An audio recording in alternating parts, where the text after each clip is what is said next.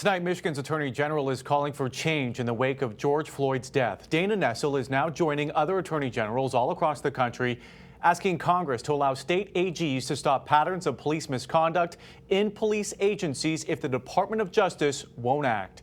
7 investigator Heather Catallo joins us now live with a look at what else the AG is looking to change. Heather? Allen, Attorney General Dana Nessel signed this letter to Congress along with 17 other AGs across the country. And she says when it comes to police misconduct, we need to do more. Get on the ground. Get on the ground. We've all watched the terrible videos for so many years. Disturbing images of officers beating men and women of color. He flip.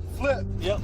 Or using a taser on a teenager or slicing off a woman's hair weave. We have to do better. Today, Michigan Attorney General Dana Nessel joined 17 other attorneys general around the country to ask for more power from Congress. They say the Department of Justice is no longer using consent decrees to oversee police agencies with repeated civil rights and use of force abuses. So the Department of Justice is basically useless when it comes to oversight of rogue police agencies that are violating people's civil rights. Nessel says the states want the power to enter into those oversight agreements if the feds won't act. If the DOJ is not going to do it, there has to be another mechanism. And I think that state AGs really are the perfect place for that to occur. Here in Michigan, the Attorney General also says she's already asking all county prosecutors to let her office investigate any deaths that occur while someone is in custody to avoid any conflicts of interest.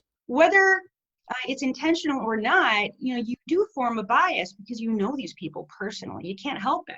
Nessel also wants to make all of those investigations public if an officer is not charged. So that if someone has died at the hands of a police officer, and that case has come to our department and no warrant ever issues, and we clear that officer, you're going to know exactly why.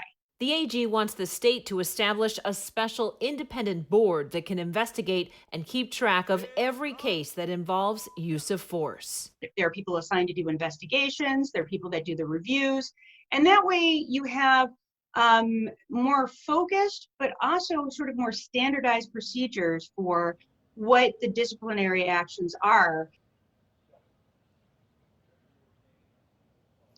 The Attorney General also wants there to be continuing education for police officers in Michigan, and she says she supports the bill that passed the Michigan Senate today that would require implicit bias training. Reporting live, I'm Heather Catallo, 7 Action News. All right, thank you so much, Heather.